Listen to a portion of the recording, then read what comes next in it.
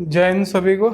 चलिए आज हम लोग अपनी क्लास को स्टार्ट करते हैं। जैसा कि आप सबको मालूम है, आज आपकी केमिस्ट्री की क्लास है।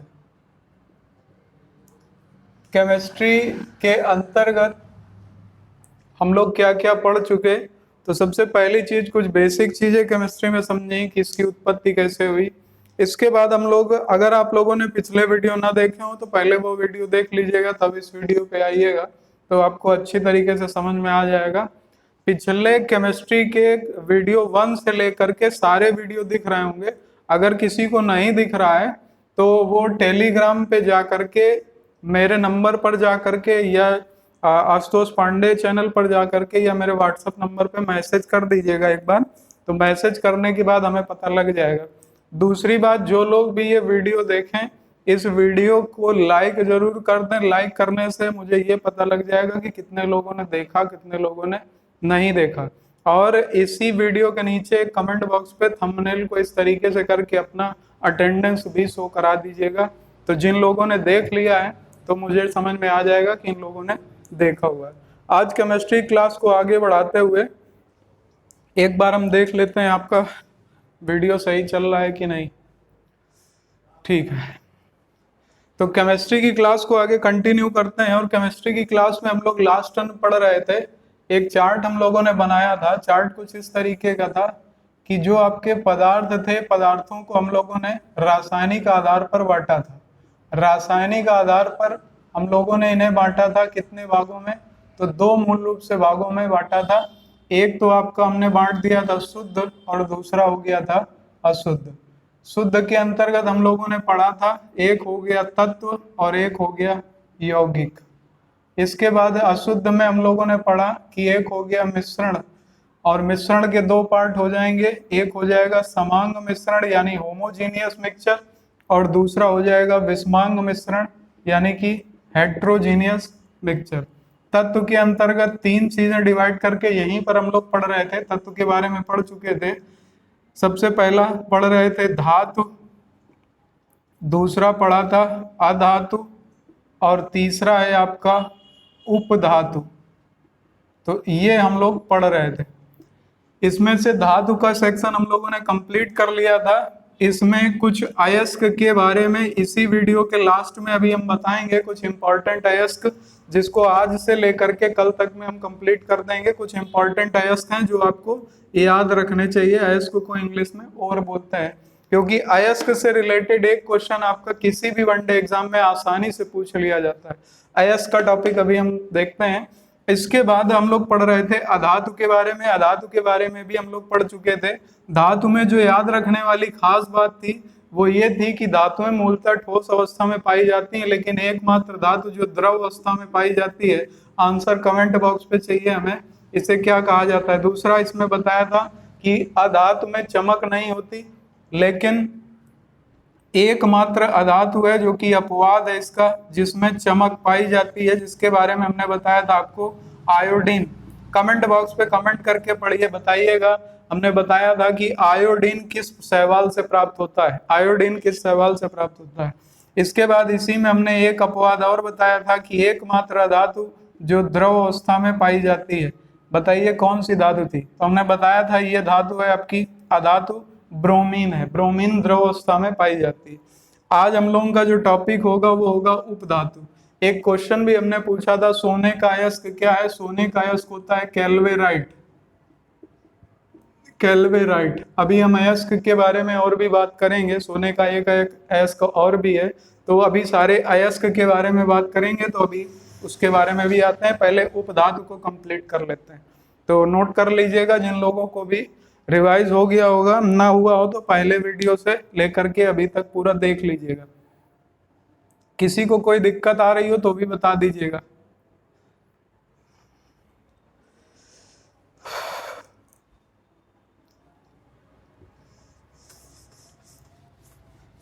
चलिए अब हम लोग अधातु के संबंध में पढ़ते हैं।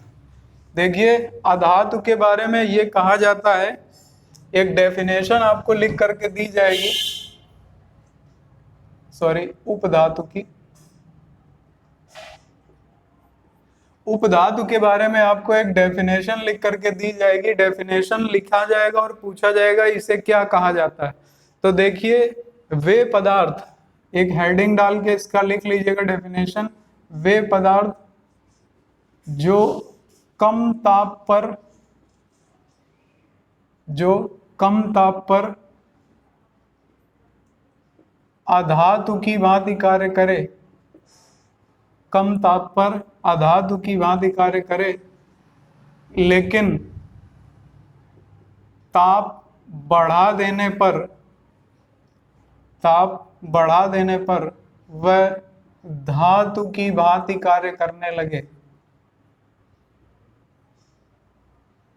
यानी ये नॉर्मली तो आपके अधातु की भांति कार्य करते हैं जब इनका टेम्परेचर कम होता है, लेकिन जैसे ही इनका टेम्परेचर इंक्रीज किया जाता है, यानी जैसे ही धारा प्रवाहित की जाती है, वैसे ही ये धातु की भांति कार्य करने लग जाते हैं। ये क्वेश्चन कई बार पूछा गया है, इसको आप लोग नोट कर लीजिएगा और डेफिनेशन ध्यान रखिएगा। उपधातु किसे कहा जाता है? उपधातु उसे कहा जाता है जो कम ताप पर आपका अधातु की भांति कार्य करे, लेकिन ताप बढ़ाने पर यह धातुओं की भांति कार्य करने लगे। दूसरा क्वेश्चन जो बनता है वो क्वेश्चन इससे बनता है आवर्त सारणी से, जिसके बारे में हम आपको पहले वीडियो में भी बता चुके हैं कि आवर्त सारणियों में, आवर्त सारणी में जब रखा गया इन तीनों को, धातु, अधातु और उपधातु को, तो सबसे पहला स्थान जो दिया गया वो थी धातु यानी मेटल। इसके बाद दूसरा स्थान जो दिया गया वो थी उपधातु यानी सब मेटल, और तीसरा था जो वो था अधातु। तो इसके संबंध में क्वेश्चन ऑलरेडी पूछा जा चुका है, पिछली बार ही आपके एनटीपीसी रेलवे में पूछा गया था। तो यहाँ से ध्यान रखिएगा कि बीच में किसे रखा गया, तो दूसरे नंबर पर उपधातुएं रखी गई, पहले नंबर पर धातुएं और तीसरे नंबर पर अधातुएं रखी गई।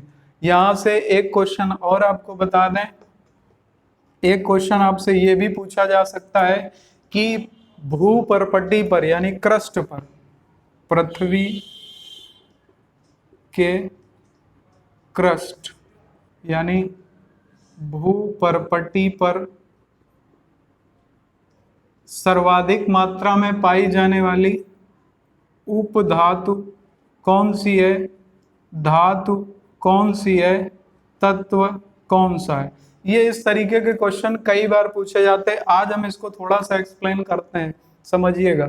देखिए, जब भी अभी ज्योग्राफी में आप जब पढ़ोगे तो ज्योग्राफी में आप देखोगे कि पृथ्वी के 3 भाग होते हैं।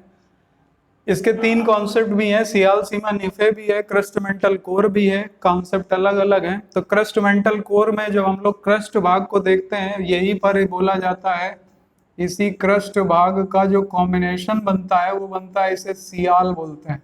यहाँ पर ये सियाल जो लिखा गया, सियाल में SI आपका सिलिका है और AL आपका एल्यूमिनियम है।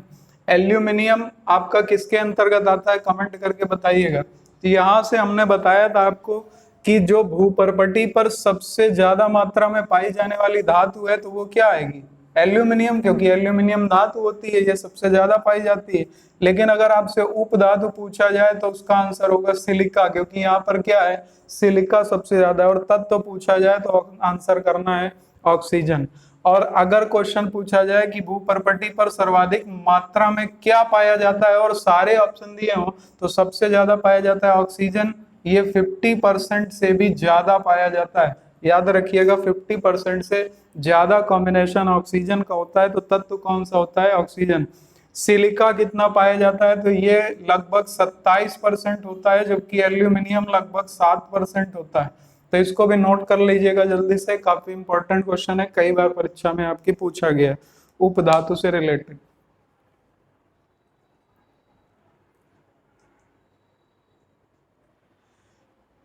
किसी को कोई दिक्कत तो नोट कर लिया होगा सबने। अगला देखते हैं। हाँ, अगली बात इसमें ये देखते हैं कि उपधातु के उदाहरण क्या है। तो उपधातु के अगर आपसे उदाहरण पूछा जाए, एक तो आपने लिख लिया, इसका उदाहरण है सिलिकॉन या सिलिका। दूसरा उदाहरण इसका आप लिख सकते हैं जर्मेनियम। आप देखते होंगे कि ये क्वेश्चन पूछा जाता है, ये इनडायरेक्ट वे में भी पूछा जाता है, क्योंकि ये उपधातुएं होती है। जब ये नॉर्मली होती है यानी इसमें टेम्परेचर इंक्रीज नहीं होता यानी धारा प्रवाहित नहीं होती, तब ये एक तरीके से अधातु की भांति कार्य करते हैं, लेकिन जैसे ही धारा प्रवाहित कर दी जाती है ये धातु की भांति कार्य करने लग जाते हैं। इसमें कई सारे उदाहरण हैं। मोस्टली आपके जितने भी कंप्यूटर्स होते हैं, लैपटॉप होते हैं, मोबाइल्स होते हैं, इन सब में, यहाँ पर अगर लिखना चाहें तो आप लिथियम भी लिख सकते हैं, इन सब में जितने भी आपके कंप्यूटर यानी टेक्नोलॉजी से रिलेटेड जितना भी हार्डवेयर है वो सभी जो बनाया जाता है, ऑपरेट किया जाता है, उन सब में इनका प्रयोग किया जाता है। आपकी मोबाइल बैटरी में किसका प्रयोग करते हैं? वो लिथियम का प्रयोग करते हैं। एक क्वेश्चन बनता है सौर सेल बनाने में किस प्रकार की धातुओं का प्रयोग किया जाता है? सौर सेल में भी उप धातुओं का प्रयोग किया जाता है, ये बात याद रखिएगा, क्योंकि सौर सेल हो या आपकी मोबाइल बैटरी हो, सभी में कि कोई भी इस तरीके का रिलेटेड कोई भी सोलर कुकर हो, कुछ भी हो, आपसे अगर एक क्वेश्चन ये पूछ ले कि सौर सेल में, बैटरी में, या आपकी मोबाइल बैटरी में, या लैपटॉप बैटरी में आपके किस प्रकार की धातुएं प्रयोग की जाती हैं? उप धातुएं प्रयोग की जाती हैं, क्योंकि जैसे ही इनको बंद किया जाता है ये पूरी तरीके से न्यूट्रलाइज हो जाते हैं और जैसे ही इनमें धारा प्रवाहित की जाती है ये अपना वर्क स्टार्ट कर देते हैं। तो उम्मीद है यहाँ पर किसी को कोई दिक्कत नहीं होगी, उप धातु में पूरी बात समझ में आ गई होगी। अगर फिर भी कोई दिक्कत हो रही हो तो बता दीजिएगा। एक काम और करिएगा, वीडियो आप लोग देखिएगा। आप जान रहे हैं कि आप लोग वीडियो इकट्ठा कर रहे हो, एक साथ बैठ के देखने के मूड में हो, एक साथ देखोगे नहीं तैयार कर पाओगे, हम फिर कह रहे हैं आपसे, क्योंकि सिलेबस बहुत तेजी से आगे बढ़ रहा है। इसके बाद नेक्स्ट अगली बात कर लेते हैं। आपसे क्वेश्चन एक पूछा जा सकता है कि कृत्रिम वर्षा में किसका प्रयोग किया जाता है? ये क्वेश्चन अलग नोट डाल के लिखते जाइएगा, ये क्वेश्चन कई बार पूछे गए इसलिए हम अलग से बताते जाते हैं। क्वेश्चन पूछा जाता है कृत्रिम वर्षा में किसका प्रयोग करते हैं। दूसरा क्वेश्चन पूछा जाता है फोटोग्राफी में किसका प्रयोग किया जाता है? बताइएगा कमेंट करके। कृत्रिम वर्षा में किसका प्रयोग करते हैं, कई बार क्वेश्चन पूछा गया। और फोटोग्राफी में या फोटोग्राफी फिल्म में किसका प्रयोग करते हैं? बताइए। देखिए यहाँ पर याद रखिएगा, जो आपका कृत्रिम वर्षा इसमें प्रयोग किया जाता है सिल्वर आयोडाइड का। सिल्वर आयोडाइड का प्रयोग किया जाता है। वहीं अगर पूछा जाए फोटोग्राफी फिल्म में किसका प्रयोग करते हैं, इसमें प्रयोग किया जाता है सिल्वर ब्रोमाइड का। ये क्वेश्चन एक बार नहीं कई बार परीक्षा में आ चुके हैं, अगर हल्के में लोगे तो पछताओगे बाद में। नोट कर लीजिएगा, सिल्वर आयोडाइड आपका कृत्रिम वर्षा में, जबकि सिल्वर ब्रोमाइड प्रयोग किया जाता है आपका किसमें? तो सिल्वर आयोडाइड का प्रयोग, सिल्वर ब्रोमाइड का प्रयोग किया जाता है फोटोग्राफी फिल्म में। इसका सूत्र होता है AgBr। इसके बाद नेक्स्ट अगली बात करें, अगर आपसे पूछ लिया जाए कि चुनाव में जो स्याही प्रयोग की जाती है, चुनाव में स्याही जो आपके हाथों की उंगलियों पे लगाई जाती है, वो स्याही किस तत्व से या किससे बनती है? चुनाव में प्रयुक्त होने वाली स्याही किससे बनाई जाती है? बताइएगा।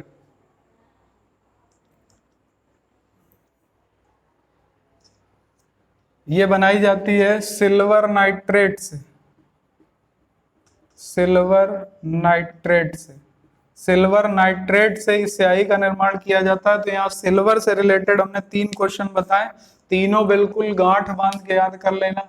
कृत्रिम वर्षा में सिल्वर आयोडाइड, फोटोग्राफी फिल्म में सिल्वर ब्रोमाइड, चुनावी स्याही में सिल्वर नाइट्रेट। चुनाव की स्याही भारत में एकमात्र स्थान जहां बनाई जाती है, बताइएगा। चुनाव में प्रयुक्त होने वाली स्याही भारत में किस एकमात्र स्थान पर बनाई जाती है? चुनावी स्याही भारत में किस एकमात्र स्थान में बनाई जाती है?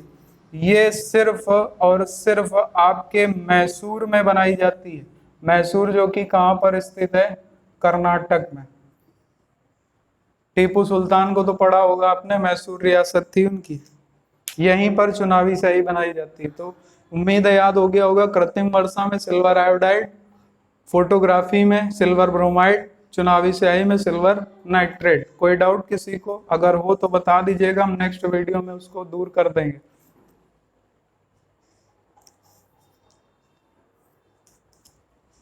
इसके बाद चलिए एक क्वेश्चन यहीं से और बता दीजिएगा। एलईडी जो बनाया जाता है, पहले तो एलईडी का फुल फॉर्म बता दीजिएगा कमेंट करके, अगर आपका गलत होगा तो हम इसको बताएंगे। एलईडी का फुल फॉर्म क्या होता है? सर्च करके ना बताना, याद हो तो बता देना, नहीं तो हम बता देंगे। एलईडी का फुल फॉर्म क्या होता है? एलईडी बनाने में किस उपधातु का प्रयोग किया जाता है बताइएगा। एलईडी बनाने में किस उपधातु का प्रयोग किया जाता है? एलईडी बनाने में किस उपधातु का प्रयोग करते हैं? इसमें प्रयोग किया जाता है गैलियम और आर्सेनाइड का। गैलियम आर्सेनाइड का, गैलियम आर्सेनाइड ये भी एक उपधातु होती है, इसका प्रयोग एलईडी बनाने में किया जाता है। एलईडी का फुल फॉर्म हमें चाहिए, एलईडी का फुल फॉर्म बताइएगा।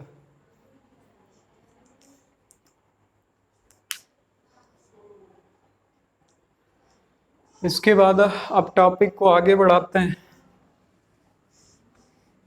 किसी को कोई दिक्कत तो नहीं हो रही? दिख रहा है सबको, आवाज आ रही पूरी?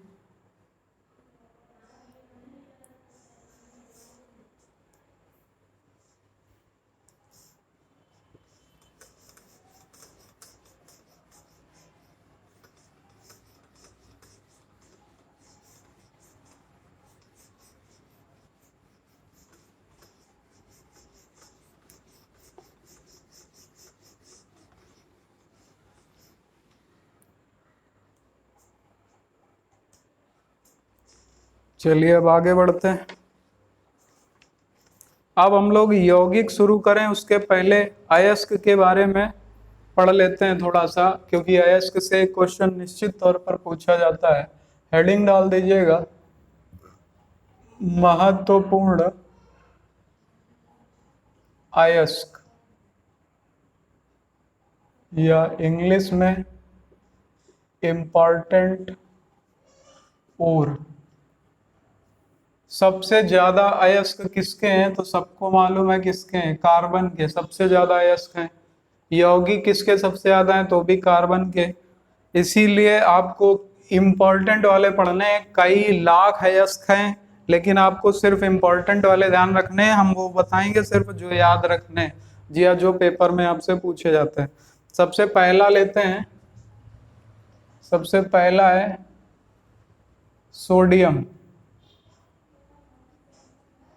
सोडियम को किससे प्रदर्शित करते हैं? Na से प्रदर्शित किया जाता है।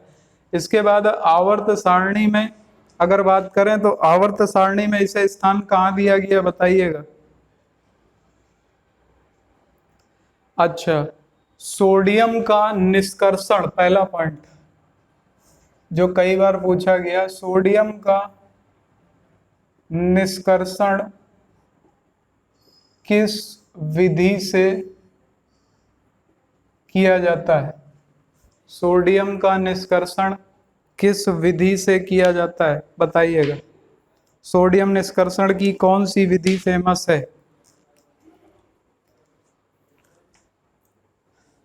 कमेंट करिए।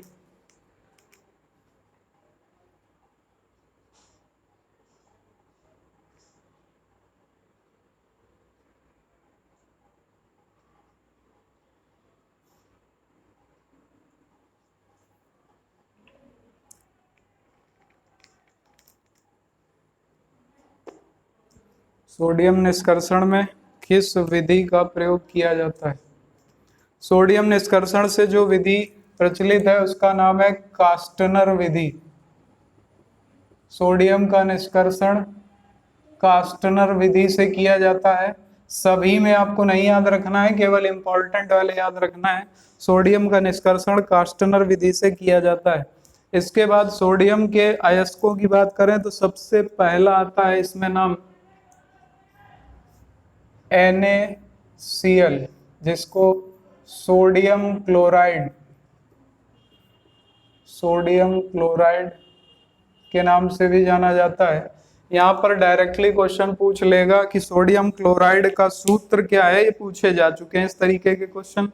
सोडियम क्लोराइड का सूत्र क्या है, यह क्वेश्चन पूछा जा सकता है। साधारण नमक का सूत्र क्या होता है, यही आपका साधारण नमक है, यानी जो खाने वाला नमक है। साधारण नमक को क्या कहा जाता है, सोडियम क्लोराइड। या इससे क्वेश्चन पूछा जाता है जब व्यक्ति को गर्मी ज्यादा लगती है तो उसमें पसीने के साथ कौन सा तत्व निकलता है, तो सोडियम क्लोराइड निकलता है।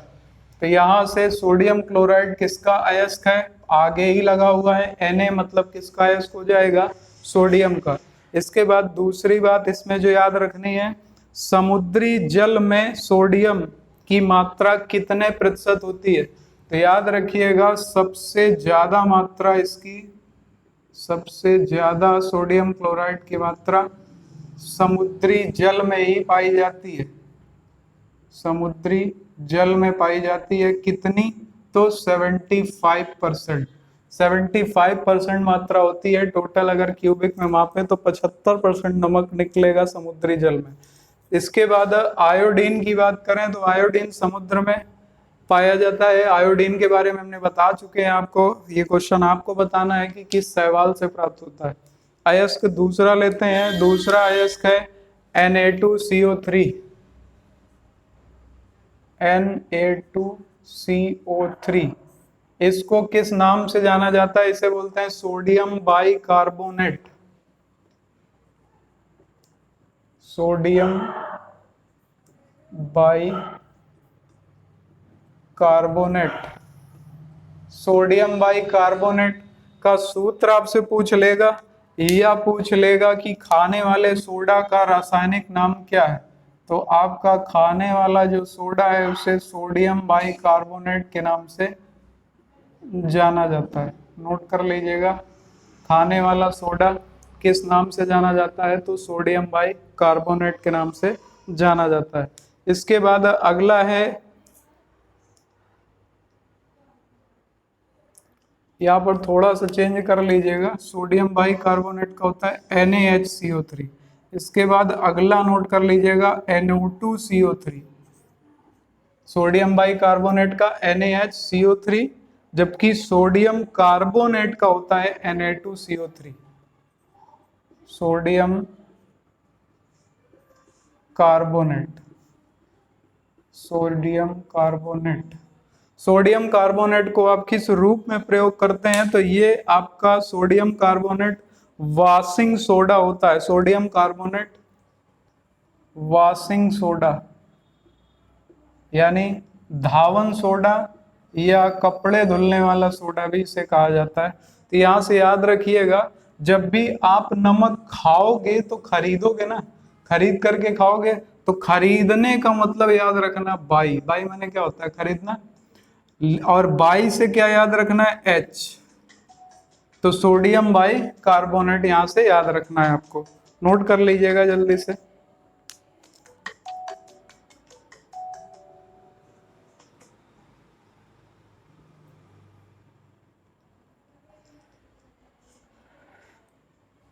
इसके बाद नेक्स्ट अगली बात कर लेते हैं, सोडियम बाइकार्बोनेट NO2CO3 के बाद अगला पढ़ लेते हैं NaNO3। ये भी पूछा गया है, NaNO3 इसे क्या कहा जाता है, NaNO3 को इसे कहा जाता है sodium nitrate. Sodium nitrate. Sodium nitrate को एक नाम और दिया जाता है, इसका प्रयोग फर्टिलाइजर उद्योग में किया जाता है। फर्टिलाइजर का मतलब जहां पर खाद बनाई जाती है, यूरिया या आपके अन्य औद्योगिक खाद का निर्माण किया जाता है, तो वहां पर सोडियम नाइट्रेट का प्रयोग करते हैं। और इसी को एक नाम कई जगह और भी दे दिया जाता है, इसी को चिली सॉल्ट पीटर के नाम से भी जाना जाता है। तो कई बार क्वेश्चन पूछा जाता है चिली सॉल्ट पीटर किसे कहा जाता है? तो चिली सॉल्टपीटर इसी को कहा जाता है। इसका प्रयोग कहाँ होता है ये भी नोट कर लीजिएगा। इसका प्रयोग फर्टिलाइजर उद्योग में किया जाता है। इसका प्रयोग फर्टिलाइजर उद्योग में किया जाता है। इसी का अगला अयस्क देखते हैं। अगला अयस्क है इसका जिसे Na2B4O7 इंटू 10H2O। ये क्या है? मोस्ट इंपॉर्टेंट, ये कई बार पूछा गया। देखिए ये सूत्र होता है बोरेक्स का। बोरेक्स या सुहागा भी इसी को कहा जाता है, बोरेक्स या सुहागा। अगर आपसे कभी डायरेक्टली पूछ लिया गया कि बोरेक्स या सुहागा किसका अयस्क है या किसका यौगिक है, अगर ये पूछ लिया गया तो आप ऐसे देख के नहीं बता पाओगे। लेकिन अगर सूत्र याद होगा Na2B4O7 इंटू 10H2O तो आप जरूर बता दोगे कि ये किसका अयस्क है। तो सोडियम का, क्योंकि Na वर्ड लगा है। लेकिन जब भी अयस्क पूछा जाता है तो डायरेक्ट पूछा जाता है बोरेक्स या सुहागा किसका अयस्क है, या पूछेगा बोरेक्स का सूत्र क्या होता है। तो ये याद रखिएगा, बोरेक्स या सुहागा आपका Na2B4O7 इंटू 10H2O इसका सूत्र होता है।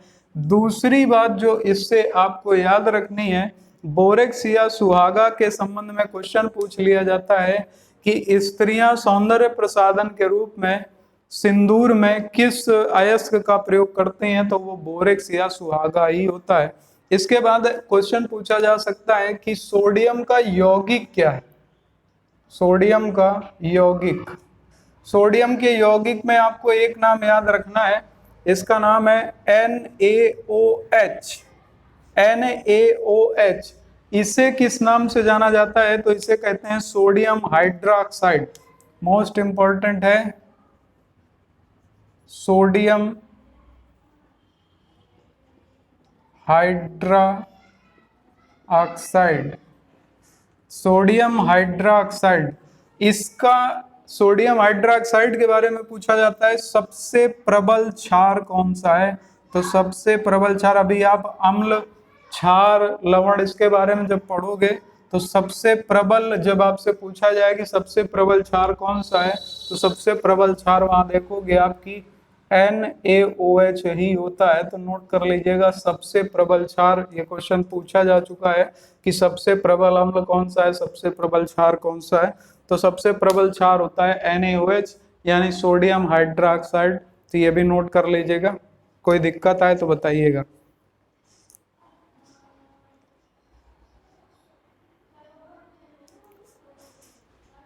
नोट हो गया?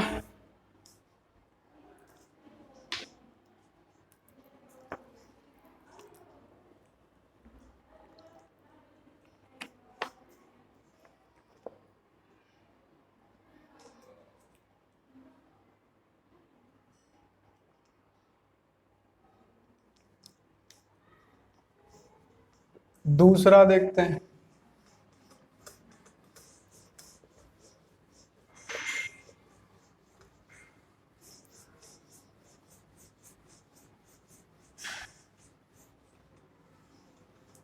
दूसरा तत्व है पोटेशियम, ले लेते हैं। दूसरा पोटेशियम। पोटेशियम को किससे प्रदर्शित करते हैं? तो इसे K से प्रदर्शित किया जाता है। पोटेशियम को K से प्रदर्शित करते हैं। अब इसको सबको मालूम है कि इसे आवर्त सारणी में कौन सा क्रमांक दिया गया, तो इसे 19। इसके बाद इसका परमाणु भार 39। इसके बाद अगली बात करें तो पोटेशियम के बारे में क्वेश्चन बनता है कि इसका अयस्क क्या है। तो सबसे पहला है KCl। KCl जिसे पोटेशियम क्लोराइड कहा जाता है।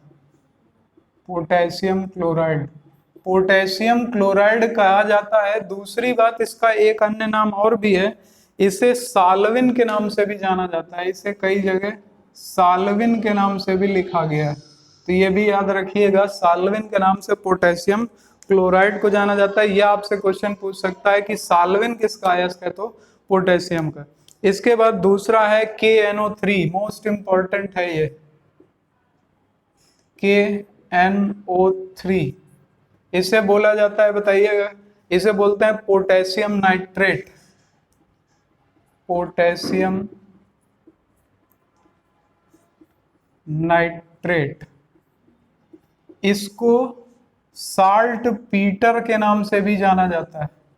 अभी हमने आपको थोड़ी देर पहले बताया कि जो आपका सोडियम नाइट्रेट है उसे चिली साल्ट पीटर बोलते हैं, जबकि जो पोटेशियम नाइट्रेट होता है इसे क्या बोला जाता है, इसे साल्ट पीटर के नाम से भी जाना जाता है। तो याद रखिएगा, चिली साल्ट पीटर तो सोडियम नाइट्रेट और साल्ट पीटर तो पोटेशियम नाइट्रेट। ये अंतर याद रखिएगा, यहीं पर गलती होती है। किसी को अगर कोई दिक्कत हो या यहाँ तक ना समझ में आ रहा हो तो हमें कमेंट बॉक्स पे कमेंट जरूर कर दीजिएगा। समझ में आ रहा होगा? कोई दिक्कत किसी को? आज आपने थोड़ा सा देखा होगा, वीडियो क्वालिटी को एनहांस किया है, तो ये एक प्रयोग है, देखते हैं कितना सफल होता है। थोड़ा सा वीडियो क्वालिटी बढ़ाई गई है, वॉइस को भी थोड़ा सा ठीक किया गया है। अगर आपको अच्छा लगा हो देख करके तो बताइएगा, जरूर कमेंट करिएगा। और अगर आपको कोई चीज ना समझ में आई हो तो भी आप कमेंट करके हमें बता सकते हैं। तो आज हम लोग यहीं पर इतना ही रखेंगे। कल वीडियो आपका केमिस्ट्री का ही क्लास होने वाला है, तो कल भी आपको केमिस्ट्री क्लास मिलेगी। लेकिन यहाँ तक तैयार रखिएगा, कल सारे अयस्क आपको खत्म कर देंगे हम। तो कल सारे अयस्क खत्म करने के बाद आपका जो दूसरा टॉपिक है यानी यौगिक का, कल यौगिक भी पूरी कोशिश करेंगे कि कल उसको आधा, अगर पूरा नहीं हो पाएगा तो कम से कम आधा, या हो जाएगा तो पूरा ही खत्म कर देंगे। कल आपका अयस्क का इंपॉर्टेंट क्लास होने वाली। तो मिलते हैं कल नेक्स्ट वीडियो में, तब तक के लिए सभी को जय हिंद, वंदे मातरम।